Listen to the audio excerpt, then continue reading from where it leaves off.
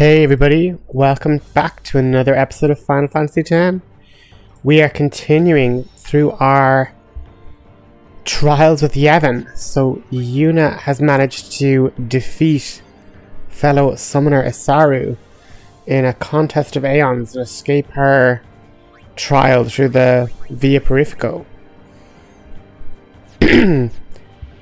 And now Rikku, Wakka and Roxas are going to have to make their way out of their trial. They've essentially been thrown into the underwater caverns of Bevelle, and it's now up to us to escape. But lucky for us, we now have a top tier black mage in Rikku, and so with a bit of thunder magic, we're doing nearly 2,000 damage to the fiends, and like their HP is like in the 300s. Absolutely insane. They absorb water though, so our brotherhood is not going to be good for right now. So we're going to switch to Avenger, which has the counterattack ability, so if Roxas is attacked, he will attack back as a free turn. But yeah, 3,000 damage from Thundaga. And if you'll recall, Rikku has MP Stroll. So, essentially, whenever she walks in the overworld, she'll be regaining MP. So we can just cast our spells as much as we like. So yeah, a really good investment to our character there. Diversifying our underwater team.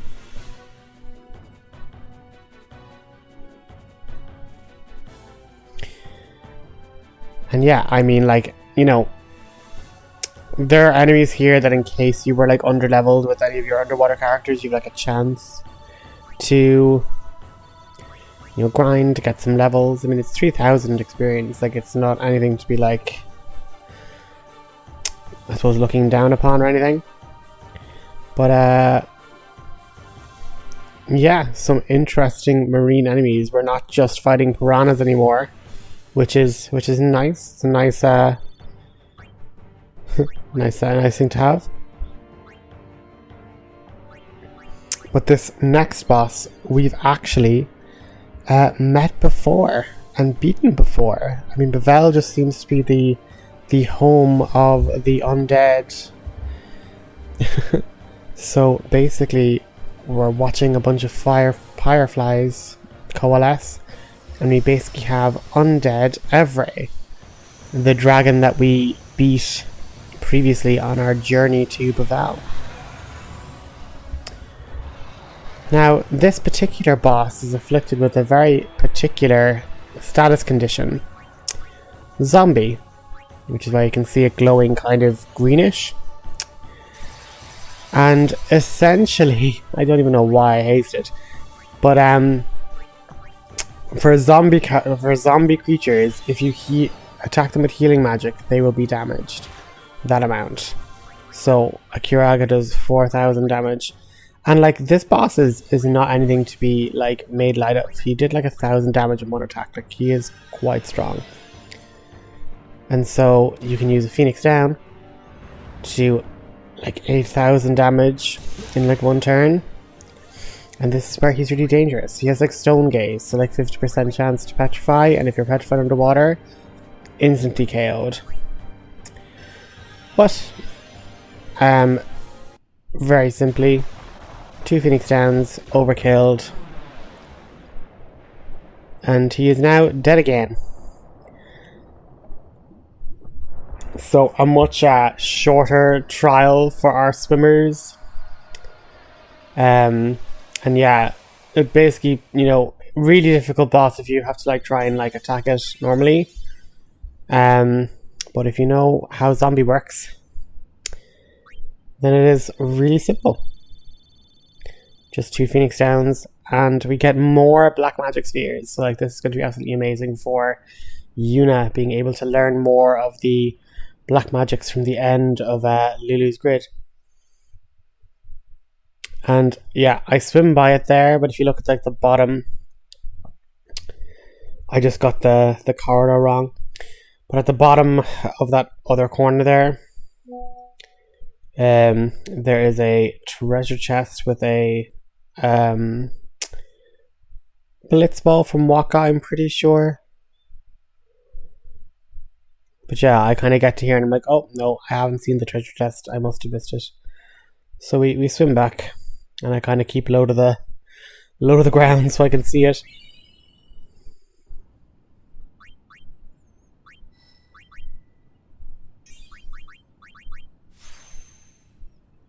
But yeah, just continuing our journey down along, and we're at the stage in Roxas' grade, and like really most people's grade. Well, Wakka's like in the start of Oren's grade, so like that's a bit of a small difference, but like all of Roxas' stats now are going to be going up by +4s.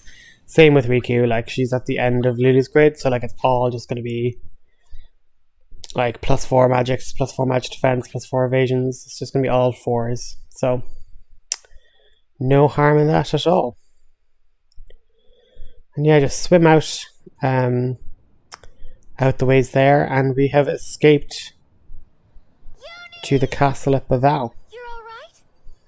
We were so worried. It's good to have you back. So I'm gonna just stay quiet now for the cutscene. Thank you.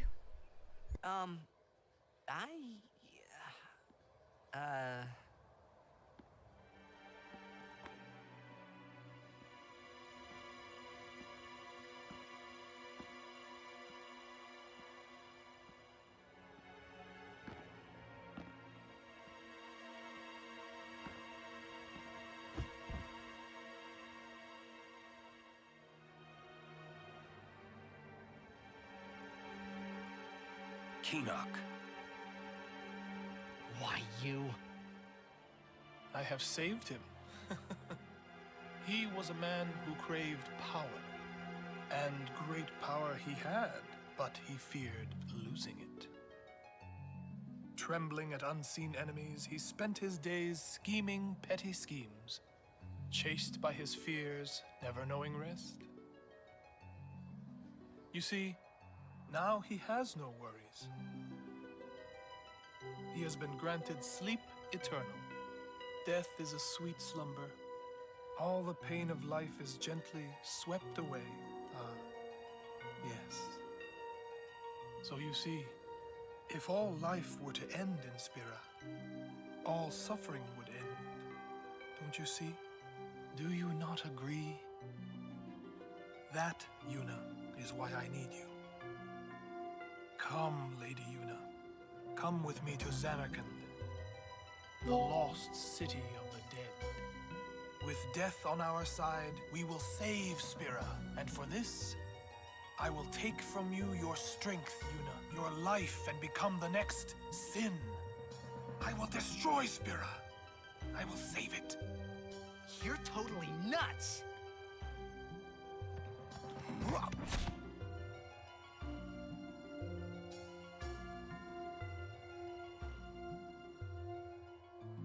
Unpleasant.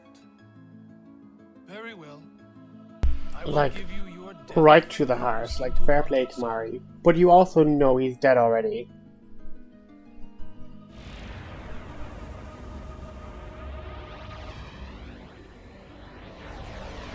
The shape of Seymour's staff I've always found very interesting. When we see another particular staff later on in the game. Just put a pin in that for now.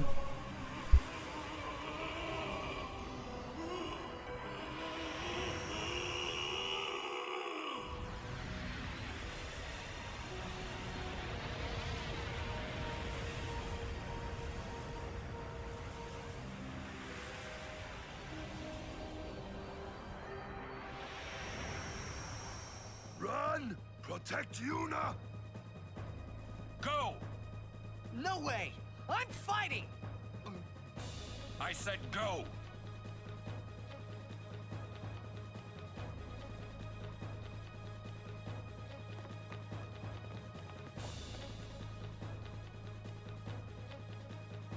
Ah! I won't leave Kimahri behind.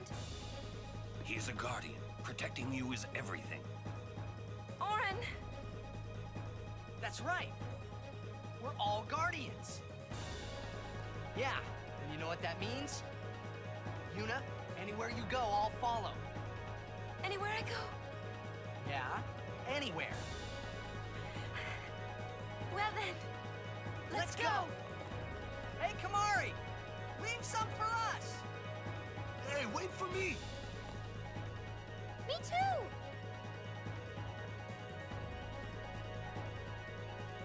I'll go too.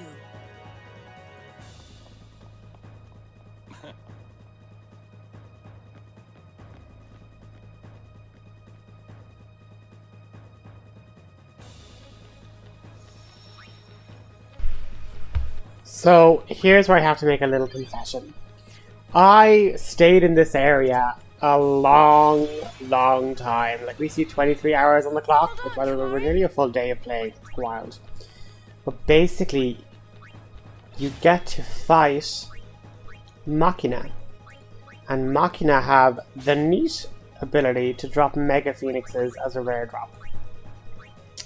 You need like 20 or 30, I can't remember, but you need an amount of Mega Phoenixes to craft the armor ability Auto Phoenix, which is where, let's say, if Titus had or Roxas had Auto Phoenix, since Yuna went down as soon as she fainted, he would then automatically use a Phoenix down in the inventory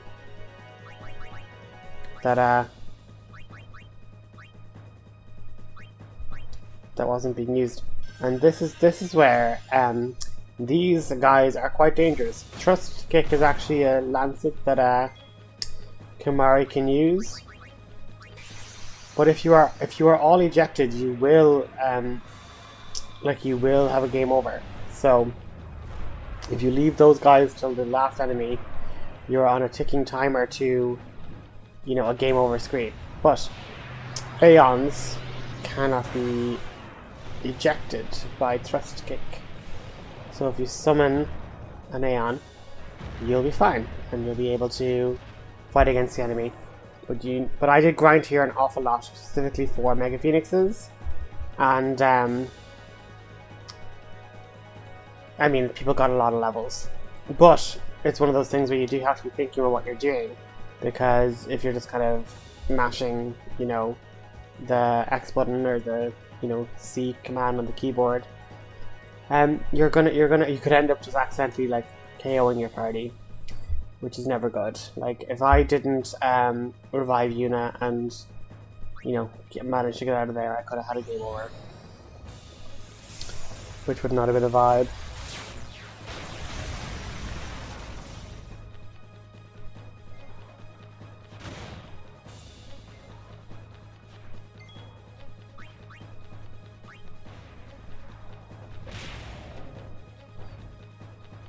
Yeah, they're more resistant to magic than his, you know, attack, which is 7,000 of damage.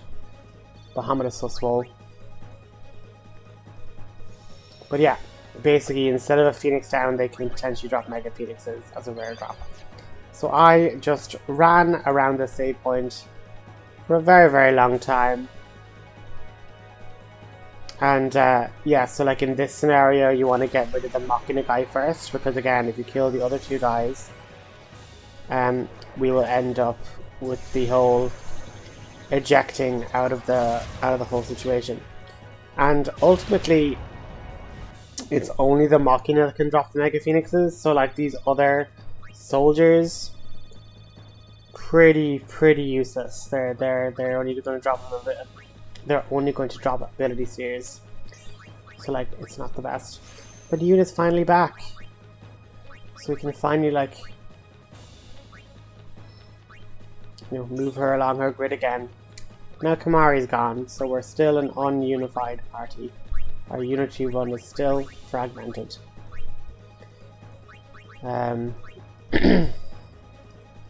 But yeah, now for the real fun part. We've now gotten so many black magic spheres that we can just give Yuna all 4 of the top tier black magic spells. And now she is going to be an absolute monster. She actually has like 3 to spare, but we're just going to have her learn then the flare spell, which is at the very end of Lulu's black magic grid, and then we're literally sorted. We've like multi-layered characters with incredibly powerful abilities. Now, once again, I think I've learnt my lesson. We just, you know, swap everybody in and out. And just make sure we don't KO the cannon guy in the back. We make sure we get rid of the 2 kickers. The only good thing is when you have one less party member, it's one less person to switch in all the time, so it's not the worst.